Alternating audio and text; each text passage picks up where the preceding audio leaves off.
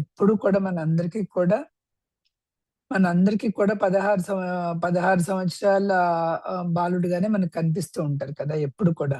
ఆయన అక్కడికి ఆగిపోయి ఉండదు. దైవం ఎప్పుడు కాలానికి అతీతమైంది. అంటే మనం ఎంత కాలం పెరిగినా మనం ఎవరైనా యవ్వనంగా అలాగే ఉండిపోవాలంటే మనం ఉండలేము. కానీ శ్రీవల్లభులు అలాగే ఉన్నారు మొత్తం. ఆయన ఉన్న 32 సంవత్సరాలు ఉన్నప్పటికి కూడా ఆయన ఎప్పుడు 16 సంవత్సరాలు లానే ఉండిపోయారు ఇక్కడ. వృద్ధత్వం, బాల్యం, యవ్వనం ఇవన్నీ తన శరీర పరిమితులకి మనకి కానీ మరి దైవానికి కాదు అని చెప్తారనమాట. ఆ దైవ దర్శనం ఒక క్షణం కనిపించేసి మాయమైపోతది. అంటే ఏంటంటే దైవం ఎప్పుడూ ఉంటది. మన చైతన్యం ధ్యానంలో ఉన్నప్పుడు కనిపించింది. మనకు కూడా మనందరం ధ్యానంలో చేస్తున్నప్పుడు, మెడిటేషన్స్ చేస్తున్నప్పుడు మనకి ఇష్ట దైవం కానీ, ఎవరో ఉన్న యోగులు గాని కనిపించడం మనందరికీ కూడా జరుగుతూ ఉంటుంది. కాకపోతే మనం ఏంటంటే అదొక భ్రమనో, ఇంకొకటనో దాన్ని ఆ స్థితిని ఆ కొంచెం సేపు తీసుకొని మళ్ళీ మనం బయటకొచ్చేసాక మర్చిపోతున్నాం మనం. దైవం ఎప్పుడూ ఉంటుంది మనకి. ఆ దైవ స్థితి ఎప్పుడు కూడా మనం అనుభవించగలుగుతాం. ఎప్పుడు అనుభవించగలుగుతాం అంటే, మనం ఈ ప్రపంచంలోకి తగులుకోకుండా స్థిరంగా, ప్రశాంతంగా ఎందుకు అవుతది? అందుకని మనం మెడిటేషన్ చేస్తున్నాం. ఆ స్థిరంగా ఉండడం కోసం. ఆ టైంలో జరుగుతుంది. ఇక్కడ కూడా వీళ్ళు మెడిటేషన్‌కి కూర్చున్నప్పుడు ఆ సూర్యకాంతిలో కూడా అక్కడ కనిపించారు. ఎందుకంటే అది భగవంతుడనేది ఇక్కడ సుప్రీం కాన్షియస్ అన్నప్పుడు ప్రతి చోట ఉంటుంది. ఆ ప్రతి చోట ఉన్న భగవంతుడిని ఆ అనుభవంలోకి తెచ్చుకోగలుగుతారు. ఎప్పుడైతే మెడిటేషన్ చేస్తున్నారో, ధ్యానం చేస్తున్నారో అది ఇక్కడ చెప్తున్నారండి మనకి. మనందరం కూడా అనుభవించిందే అది. బట్ మనం దాన్ని ఆ టైంలో అనుభవించి మళ్ళీ పక్కకొచ్చేసి మనం మన ప్రపంచంలో, మన పార్టీలు, మన కథల్లో పడిపోతా ఉంటాం మనం ఇక్కడ బేసిక్‌గా.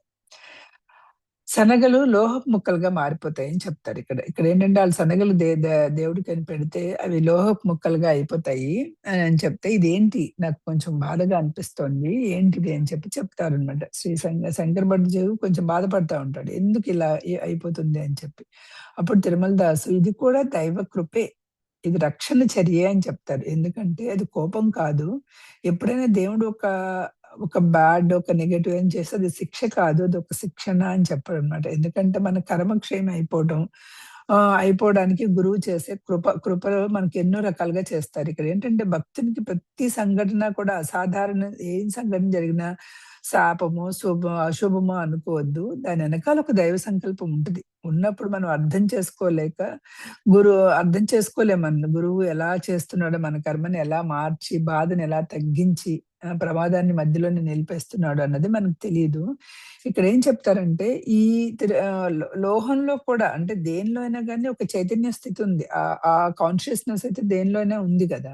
సో, లోహంలోకి మార్చేసిన శనగల్లో ఏమైంది? అది మామూలుగా అది తిరుగుతూ దానిలో ఉన్న దాన్ని ఒక నిద్రాణ స్థితిలోకి తీసుకొచ్చేసారు. ఓకే. మనకి రాళ్ళు, రప్పల్లో ఎలా అయితే నిద్రాణ స్థితిలో చైతన్యం ఉందో, అలా లోహంలోకి తీసుకొచ్చారిక్కడ. ఇక్కడ ఇక్కడ మళ్ళీ దాని గురించి చెప్తారిక్కడ. కాన్షియస్‌నెస్ ఎలా ఉంది అన్నది.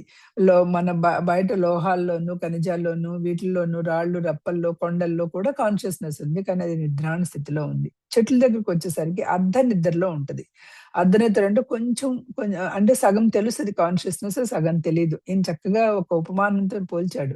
ఒక వ్యక్తి ఆల్కహాల్ తాగినప్పుడు, తాగేసి తిరుగుతున్నప్పుడు కూడా ఇదే స్థితిలో ఉంటాడు. కంప్లీట్ స్థితిలో ఉండడాయన. మనసు అన్నీ ఏం పని చేయవు. అందుకని అర్ధ స్థితిలో ఉంటాడు. ఏం మాట్లాడుతున్నాడో, ఏం చేస్తున్నాడో తెలియని పరిస్థితిలో ఉంటాడు. కానీ చెట్లకి అసలు మామూలుగా వచ్చిన కాన్షియస్‌నెస్సే అర్ధ నిద్రలో ఉంటాయి. జంతువులకొచ్చేసరికి కొంచెం మనసు పని చేయడం మొదలు పెడతదక్కడ. అంటే ఆకలికో, దేనికో కొంచెం కొంచెం పని చేస్తది. పూర్తిగా పని చేయదు. మనిషికొచ్చేసరికి మనసు పూర్తి బలంతో పనిచేసే స్థితికొస్తదనమాట. మనము ఇలా అన్ని స్థితులు అంటే ఈ కాన్షియస్‌నెస్ ఒక చెట్లలో, ఒక రాళ్ళల్లో, రప్పల్లో, చెట్లలో, పుట్టల్లో, జంతువులు అన్ని రకాల జంతువుల్లోనూ ఉండి తర్వాత మనం మనిషి జన్మగా తీసుకున్నాం. ఎందుకంటే మన కాన్షియస్‌నెస్ పరిపక్వత చెందింది. అయిన తర్వాత తీసుకున్నాం ఇక్కడ. ఓకే.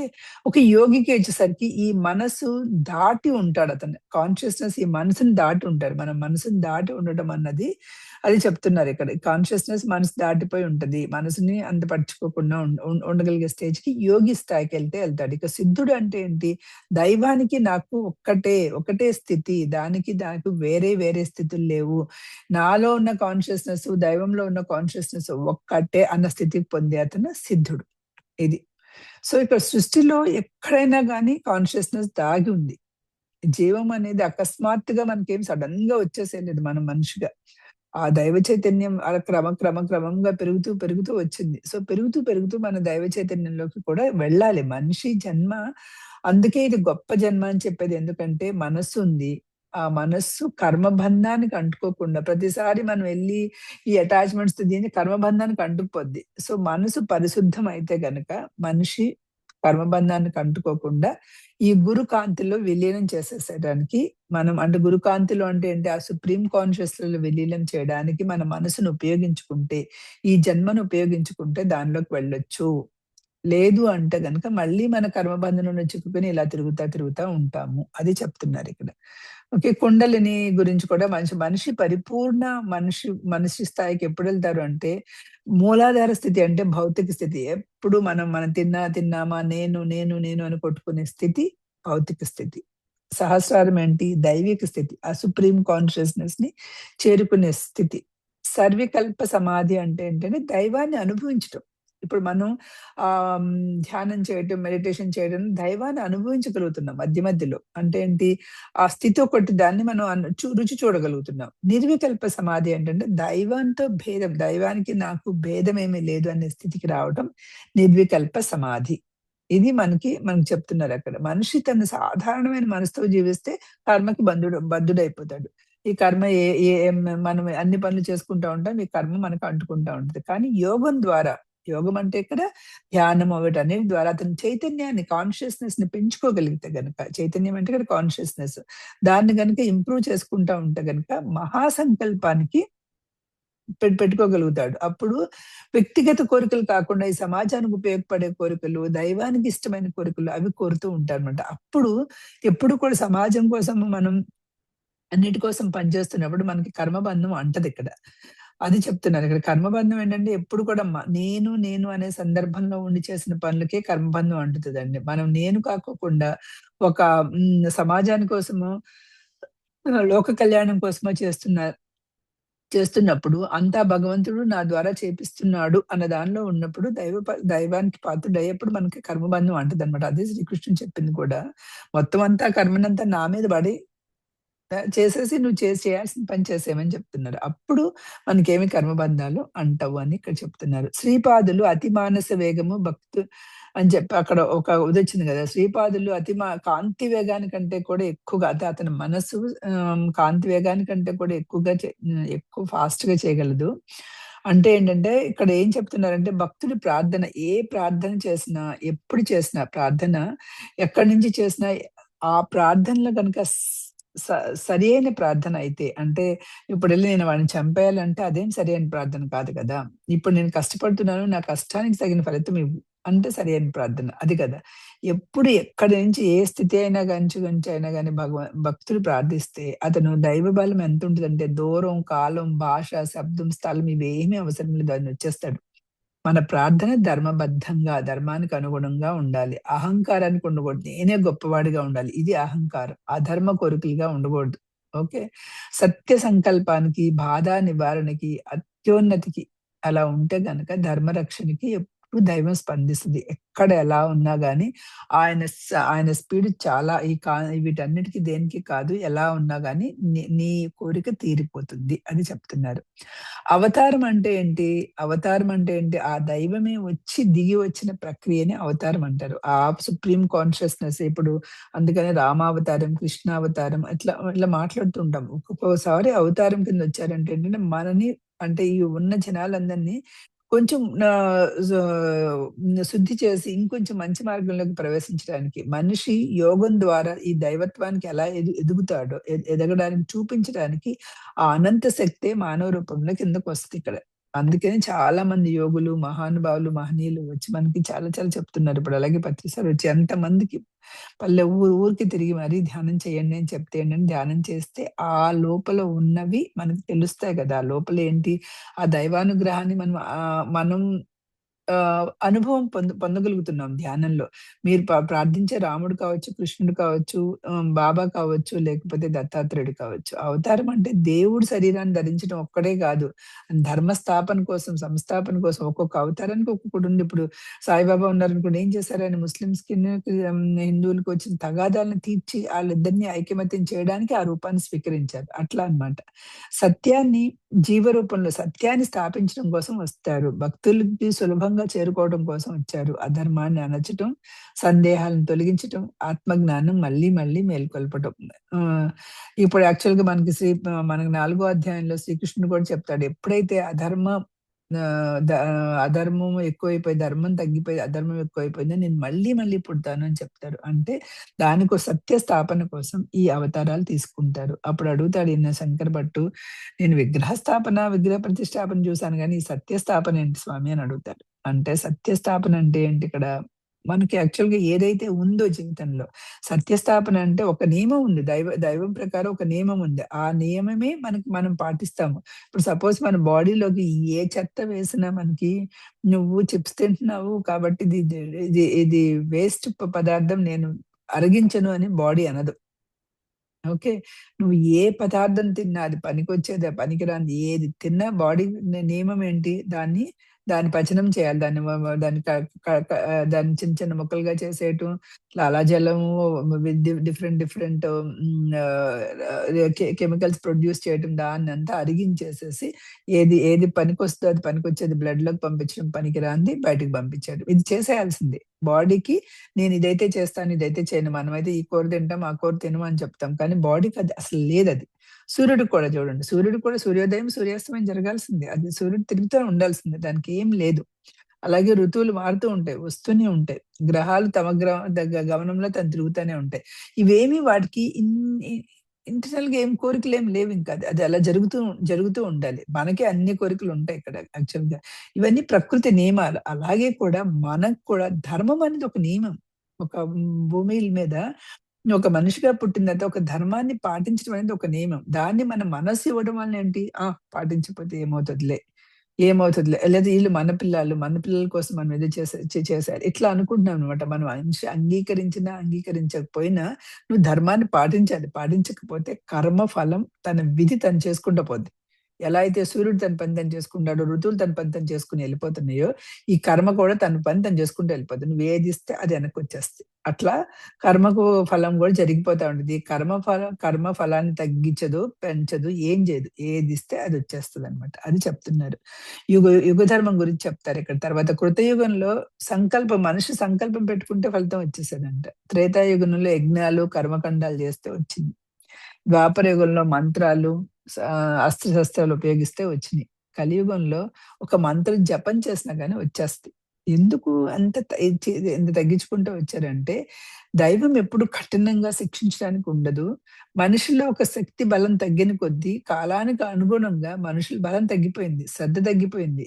అప్పుడు దైవం కూడా చిన్న చిన్న పనులన్నా చేయరా బాబు నేను నీకు ముక్తి ఇచ్చేస్తాను అని చెప్పి ఆయన కూడా తగ్గుకుంటూ వస్తున్నాడన్నమాట. దైవం కూడా. కలియుగంలో సులభ సాధనలు ఎందుకంటే మనసు చంచలంగా ఉంది. మనకుండే బాధలెక్కువున్నాయి దీనిలో. ఎందుకంటే మనకు అంతకుముందు మన పేరెంట్స్ అమ్మమ్మాళ్ళు చూసుకున్నారనుకోండి చక్కగా ఆ రోజు గడిచిపోయిందా? ఆ జీవితానికి ఒక ఇల్లుందా? సరిపోయింది. ఆ! ఆ ఇంట్లోనే వాళ్ళంతా జీవితకాలం అంతా గడిపేసారు సరిపోయింది. మనకేంటి మనకు 10 సంవత్సరాలు అయిపోతే ఇల్లు బోర్ కొట్టేస్తది. ఇంకో ఇంటికెళ్ళిపోవాలి మనం. ఇంకా పెద్ద ఇల్లు కొనాలి. ఇట్లా మనకి కోరికలేంటంటే మనందరికీ ఒక చోట ఆగట్లేదు. మనం అలా అలా పెంచుకుంటా పోతున్నాం. పెంచుకుంటా పోవడం వల్ల ఏమవుతుంది మనకు కష్టాలు ఎక్కువవుతున్నాయి. ఒక చోట ఆగితే గదా! కోరికలు తగ్గితే గదా! ఉండేది. అందుకని కేవలం ఈ పనులన్నీ నువ్వు చేసుకో. కేవలం నామస్మరణ చెయ్యి, ధ్యానం చెయ్యి, గురుభక్తి మీద ఉండు, శ్రద్ధగా ఉండు. చిన్న చిన్నవి చెప్తున్నారనమాట ఇక్కడ.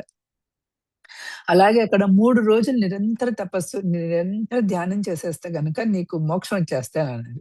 3 రోజులు నిరంతర ధ్యానం శ్రీపాదరాజం శరణం ప్రపద్యాన్ని 3 రోజులు పగలు, రాత్రి ఊరికనే మెకానికల్‌గా చేసేసామనుకోండి. అప్పుడేం మోక్షం రాదు. ఇక్కడ అంతరార్థం ఏంటంటే ఇక్కడ 3 అనేదేంటంటే మన శరీరము, మనస్సు, ఆత్మ ఈ 3 సమర్పిస్తే మనకి వస్తది. ఈ 3 నాది కాదురా బాబు! ఇది ఆ కాన్షియస్ నుంచి వచ్చింది. 3 సమర్పిస్తున్నాము. అలాగే భవ్ భూ భూ భూతకాలం, వర్తమాన కాలం, భవిష్యత్ కాలం మొత్తం నీకే సమర్పిస్తున్నా. మనలో ఉన్న తమస్సు, రజస్సు, సత్వగుణం ఈ 3 గుణాల్ని నేను అధిగమించి వెళ్తున్నా. ఇట్లా ఈ 3 అనేది అదనమాట.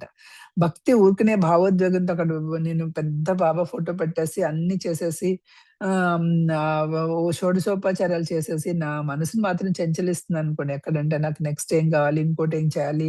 నా పిల్లలకి ఇలా తిరుగుతా ఉంటే మనకేం ముక్తి రాదు. ముక్తి రావాల్సిందంటే మనం మొత్తం 3 శరీరం, మనసు, ఆత్మ ఇవ్వాలి. తమస్సు, రజస్సు, తమో గుణాలను దాటి వెళ్ళాలి. అంతా కూడా చేస్తేనే అప్పుడు నిరంతరం మనం ఆ కాన్షియస్‌నెస్‌లో చైతన్యంలో ఉంటే గనక మనసు పూర్తిగా దానిలో నిలిచినప్పుడు అప్పుడే మనకు స్పష్టంగా అనుభూతి కలుగుతుంది. లేకపోతే మనకేమి కద క కలగదు. మనిషి 1,00,000 మార్గాలు ఎతుక్కుంటే పతనం అవ్వడానికి దైవం 10,00,000 మార్గాలు చూపిస్తాడంటే ఏంటి ముందుకెళ్ళడానికి. మనిషి తప్పులు చేస్తూనే ఉంటాడు. అహంకారం, ద్వేషం, అసూయ, భయం, కోపం, లోభం ఇవన్నీ వలన పడిపోతా ఉంటున్నాడు ఎప్పటికప్పటికే. కానీ గురువు కృప, గురువు దేవుడు అంటే అన్ని రకాల గురువు రూపంలో వస్తున్నాడు. ఇంకొక రూపంలో వస్తున్నాడు. దేవుడు ఇట్లా కాన్షియస్‌నెస్ డిఫరెంట్ డిఫరెంట్ రూపాల్లో వచ్చి "నువ్వు ఇది జేయరా బాబు, నువ్వు ఇది జేయరా బాబు" అని చెప్తూ ఉండే. భక్తుడు పడిపోతున్నా గాని గురువు వదలడు. ఇప్పుడు మనం పేరెంట్స్ మన మనం పేరెంట్స్‌గా మన పిల్లలు తప్పులు చేస్తున్నా గాని మనం వదలం గదా! ఎలా అయితే వదలకుండా ఓకే. దీని తర్వాత దీని నుంచి ఏం చేద్దాం? అట్లా చేసుకుంటా మనమైతే ఎలా వెళ్తామో గురువు కూడా అంతే అన్నమాట. సో, సందేహిస్తే బోధిస్తాడు. సందేహించొద్దురా బాబు అని. తప్పు చేస్తే సరి చేస్తాడు. కర్మ బాధ ఏమన్నా ఉంటే మనం వెళ్లి శరణాగతి చేస్తే తగ్గిస్తాడు. అహంకారం ఉంటే దాన్ని ఇప్పుడు పిల్లలు ఏదో తప్పు చేశారండి. బయట ఎక్కడో ఉన్న తప్పు చేశారు. మనకు చెప్పలేదనుకోండి. మనమేం హెల్ప్ కూడా చేయలేం. అలాగే ఇక్కడ కూడా మన తప్పులు మనం చేసేసి మనం కూర్చుంటే దేవుడు ఏం చేయడు. మనం వెళ్లి శరణాగతి అడిగితే తగ్గి ఎట్లా అన్న శరణాగతి చేసినప్పుడు దాన్ని తగ్గించడానికి అవకాశం ఉంటదనమాట. అది. ఇంకా భక్తిలో ఆయన శంకర భట్టులో ఒక చిన్న అనుమానం వస్తది. ఈయన అసలు శంకర నిజంగా దత్తాత్రేయుడేనా? కాదా? ఆ! ఎందుకీ శనగలు లోహాలుగా మారిపోయినియి? నిజమేనా ఈయన? గురువు అని ఒక చిన్న డౌటొస్తది. చిన్న డౌటొచ్చేసరికి ఆయనకి బయట మౌనంగా ఉన్నా గాని అంటే పైకేం మాట్లాడలా. ఆయనకి లోపల ఎక్కడో మనసులో వచ్చింది. సందేహం తప్పు కాదు గానీ అది అహంకారంతో వస్తే గనక ఆధ్యాత్మిక మార్గంలో మీకు అడ్డంకి అవుతుంది. మనకు చాలా డౌట్‌లు రావచ్చు. ఎప్పుడు మనం ఆధ్యాత్మిక మార్గంలో మనం ముందుకు వెళ్ళడానికి మనం ఆ డౌట్స్ కనుక ఉపయోగించితే బానే ఉంటది. అలా కాకుండా మనకొచ్చే డౌట్‌లన్నీ నేను గొప్ప అన్న దానిలో వచ్చిందనుకోండి, అప్పుడు మనకి ఆధ్యాత్మిక మార్గానికి అడ్డంగా మారిపోతది. ఇక్కడ ఈ లోహపు శనగలు పూర్వం కూడా దత్తాత్రేయుడుగా ఉన్నప్పుడు కూడా అనసూయాదేవి శనగల్ని మళ్ళీ కద మళ్ళీ మామూలుగా తినడానికి మార్చేస్తదనమాట. అనసూయ తల్లి జడాన్న పదార్థాన్ని కూడా జీవంగా మార్చేస్తది. శ్రీపాదులు కూడా ఈ జీవకర్మలో దీన్ని మార్చేయగలరు. హ్మ్. ఎందుకు చూపించారు అట్లా అంటే, నేను ఆ దత్తాత్రేయ తత్వాన్నే, నేను ఆ దత్తుడనే నేను శ్రీపాదులు శ్రీ వల్లభులుగా వచ్చాను అని చెప్పటానికి మనకి అదే లీలలను చేసి చూపించారనమాట ఇక్కడ. మానవులు నాశధర్మానికి చెందిన అంటే శరీరం మారిపోద్ది మనకి. మనం ఏజ్‌కి ముసలోళ్ళం అయిపోతాము. శరీరం పోతది. కానీ ఇవంతా కూడా మానవులకి అంటే పేర్లు మారిపోతాయి, యుగాలెళ్ళిపోతాయి, భాషలు మారిపోతాయి. కానీ సత్యమైతే ఎప్పుడైతే నశించకుండా ఎలా ఉంటదో జ్ఞానం అలాగే ఈ జ్ఞానం ఏదైతే ఉందో అది ఎప్పటికి కూడా నశించుకోకుండా ఉంటది. ఈ ఈ దీనికొచ్చినప్పుడు ఇంకొక పోలిక కూడా పోల్చుతారిక్కడ. నరసింహావతారంతో కూడా పోల్చుతారు. ఎందుకంటే అక్కడ ఆయన కూడా దైవం ఎక్కడున్నాడు అని చెప్పి ఆ ప్రహ్లాదుడు అడిగితే హిరణ్యకశిపుడు అడుగుతాడు. దైవం ఎక్కడున్నాడంటే ఇక్కడ కాదు నన్ను వెతికిన నందెక్కలడు ఎక్కడైనా ఉన్నాడని చెప్తాడు. దేవుడు ఎక్కడ చూసినా ఉన్నాడంటాడు. ఉంటే ఎళ్లి స్తంభాన్ని పగలగొట్టి దానిలో నరసింహావతారం కింద వస్తాడు. అలాగే ఇక్కడ శ్రీపాదులు దత్తావతారాలుగా చాలా అవతారాలుగా వచ్చారు మనకిక్కడ. శ్రీపాదులు, శ్రీవల్లభుడు, శ్రీ నృసింహ సరస్వతి రెండో అవతారం కింద ఇలా వచ్చారు. కానీ ఈయనకేమో శంకర భట్టుకేమో మనకి డౌటొచ్చింది. ఈయన అవునా? కాదా? ఆ డౌట్ రావడమే కాకుండా అసలు ఎప్పుడు ఈ అంతమైపోయింది. మళ్ళీనేమో ఇప్పుడేమో ఇది నడుస్తాంది. నేనేమో వీటి మీద రాస్తున్నాను. భూర్జ పత్రాల మీద రాస్తా ఉంటాడీయన. దీన్ని ఎలా ముందు తరాల వాళ్ళు దీన్ని ఎలా చదువుకుంటారు?